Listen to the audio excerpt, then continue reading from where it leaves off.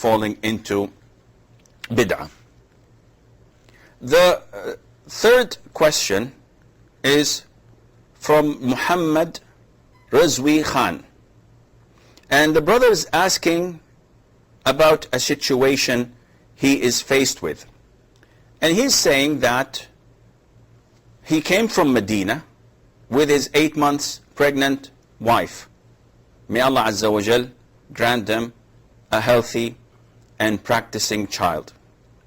And they came with the intention of Umrah.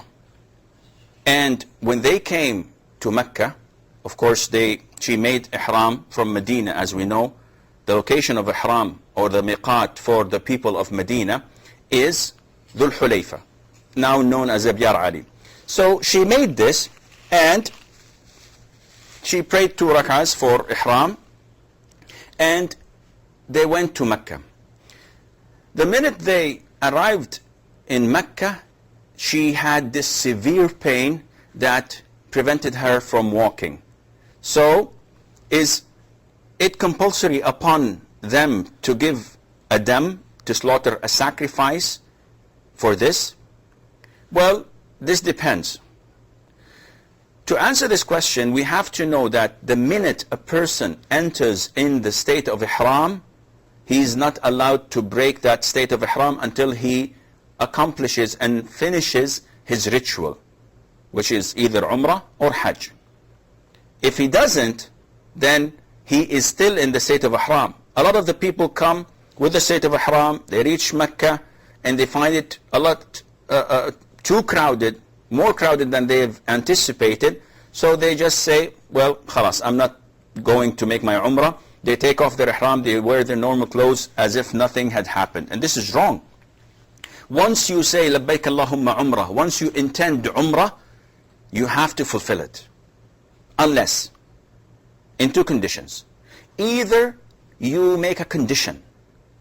So if she was fearful for her health, and she was afraid that it might not be possible for her to continue, she would make a condition.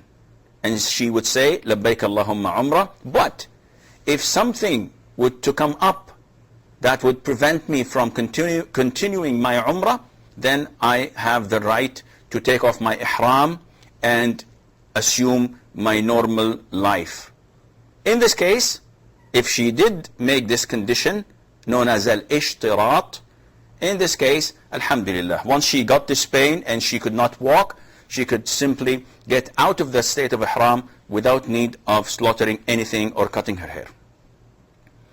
As for the second condition that is allowed for a person to leave the state of Ihram, is when he is prevented from doing it, known as al-ihsar.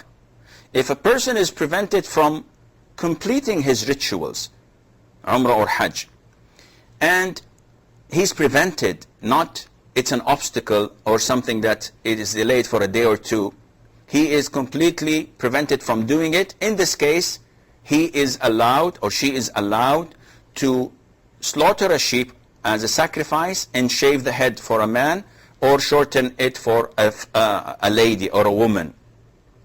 In her case, in the sister's case, if she was unable to walk, but she recovered a day or 2 later on, she must stay in her state of Ihram.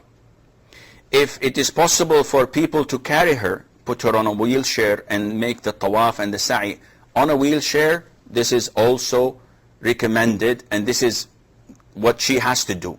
But if the pain continued and she could not at all stay in the haram area, and she was rushed into hospital, and the doctor said she has to take a week or 2 off, and then afterwards she delivered and she gave birth, in this case she is considered to be prevented from finishing her Umrah, and therefore she can slaughter, inshallah, and there is nothing more for her to do. But whenever she can, she will make up for that Umrah, inshallah.